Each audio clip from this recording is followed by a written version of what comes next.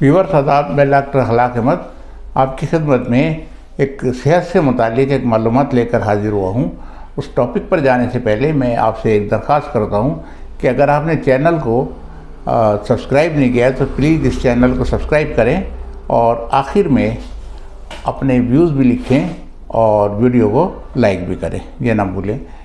तो आज का जो हमारा टॉपिक है वो है बेलगिरी, जिसको इंग्लिश में बेल फ्रूट बोलते हैं और जो उसका साइंटिफिक नेम है एगियल मार्मेलो इसका नाम है। और ये एक आपने देखा होगा काफ़ी बड़ा फल होता है, सख्त होता है, बाहर से इसका जो शेल होता है ये सख्त होता है जैसे नारियल का होता है, और इसको तोड़ने के लिए किसी हार्ड ऑब्जेक्ट की ज़रूरत पड़ती है, आसानी से नहीं तोड़ा जा सकता। और ये बहुत ही कारामद फल है। हम ये बताएं कि इसके जो पेड़ होते हैं ये गर्मी वाले इलाकों में और ऐसी जगह पर कि जहाँ ज़मीन में खुश्की होती है वहाँ ज़्यादा होते हैं। हिंदुस्तान के बहुत से इलाकों में इसके पेड़ पाए जाते हैं। इसके अलावा सेलोन है, परमा है, मलेशिया है, इन ममालिक में भी इसके पेड़ बकसरत पाए जाते हैं। इसका जो अगर आप देखें, इस फल के अंदर कुदरत ने बहुत सारी चीज़ें दी हैं, मिनरल्स दिए हैं, विटामिन दिए हैं और फाइबर बहुत दिया है इसमें। देखिए इसमें कैल्शियम होता है, विटामिन सी होता है और जो फास्फोरस होता है। ये इस तरीके की चीज़ें जो हमारी सेहत के लिए बहुत फ़ायदा करती हैं वो इसके अंदर पाई जाती हैं। इसका इस्तेमाल बहुत शौक़ से किया जाता है। आप देखेंगे इसको अगर आप तोड़ेंगे, छिलका उतारेंगे, जिसका शेल है उसको जब हम रिमूव कर देंगे तो अंदर इसको नर्व सा इसका पल्प निकलेगा, उसके इर्द गिर्द रगें बहुत होंगी, फाइबर बहुत होगा। उसे जब हम कट मारेंगे तो अंदर सेक्शन नज़र आएंगे, कहीं 10, कहीं 15, कहीं 20 तक सेक्शन होते हैं छोटे छोटे, और उसके बीच में ये गोल्डन येलो कलर का पल्प नज़र आता है, हल्के हल्के से इसमें डॉट भी नज़र आते हैं। और एक सेक्शन जो कट जाता है वो लंबी लंबी इसके पॉट्स टाइप होती हैं, जिसके अंदर वाइट कलर का ट्रांसपेरेंट म्यूसिलेज होता है, एक तरीके का गोंद होता है जो चिपक भी आता है, एडिशन होता है इसमें, और उसी में बीज होते हैं।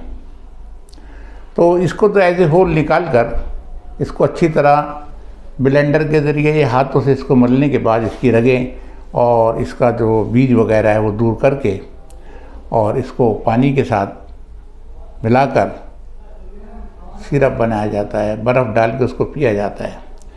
तो इसको अगर आप देखें जिगर के लिए बहुत फ़ायदेमंद है। और ये भी कहा जाता है कि ऐसी इंसुलिन को बढ़ाने में, उसकी पैदावार में ये हेल्प भी करता है। मैदा आंतों के लिए बहुत मुफीद है। जिनको मैदे में जलन, मैदा आंतों में ज़ख्म की शिकायत होती है, या IBS की शिकायत होती है, दस्तों वगैरह की शिकायत होती है, मरोड़ की शिकायत होती है, वो इसको इस्तेमाल करते हैं और फ़ायदा होता है। और दूसरा बवासीर की जो शिकायत हो जाती है उसमें भी ये फल बहुत मुफीद है। न्यूट्रिशन तो बॉडी को देता ही देता है, लेकिन इसके जो मैंने आपको फ़ायदा बताया, दूसरा एंटीऑक्सीडेंट है। कलर के हिसाब से आप देखें ये एंटीऑक्सीडेंट फल है और एंटीऑक्सीडेंट फल के इस्तेमाल से हम बीमारियों से महफूज रहते हैं। हमारे अंदर जो बीमारियों से बचाव करने वाली ताकत है उसको ताकत मिलती है। इम्यून सिस्टम को भी ये मजबूत बनाता है, उसको प्रमोट करता है। ये एक बहुत अच्छा समझिए फल है, दवाई हिसाब से भी, ग़िज़ाई हिसाब से भी। दवा के तौर पर तो इसके पत्ते, फल और फूल, छाल, जड़ सब चीज़ें मुस्तअमल हैं। इसके फूल आप देखेंगे तो गुच्छों की शक्ल में होते हैं, बड़ी अच्छी खुशबू होती है, सफ़ेद रंग के होते हैं। और इसकी जो जड़ है उसका भी इस्तेमाल किया जाता है अमराज क़ल्ब की दवाओं में। और इसकी जो छाल है, शुगर, पत्ते और छाल, जो डायबिटीज़ की शिकायत होती है, इसके अंदर उस फार्मूले में इसको भी डालते हैं। बहरहाल ये एक तरीके का दवाई भी और ग़िज़ाई भी, दोनों तरीके का ये फल है। और कुदरत ने इसके अंदर बहुत हमारे लिए ख़जाने दिए हैं। और गर्मियों के अंदर लोग इसको प्यास बुझाने के लिए, घबराहट के लिए और जिस्म में थोड़ी ताकत के लिए महसूस करते हैं ना, इलेक्ट्रोलाइट इम्बैलेंस हो जाता है, तो इसको इसमें भी इस्तेमाल करते हैं। अगर आप इसको इस्तेमाल करना चाहें, बेशक आप इसे इस्तेमाल कर सकते हैं, फ़ायदा हासिल कीजिए।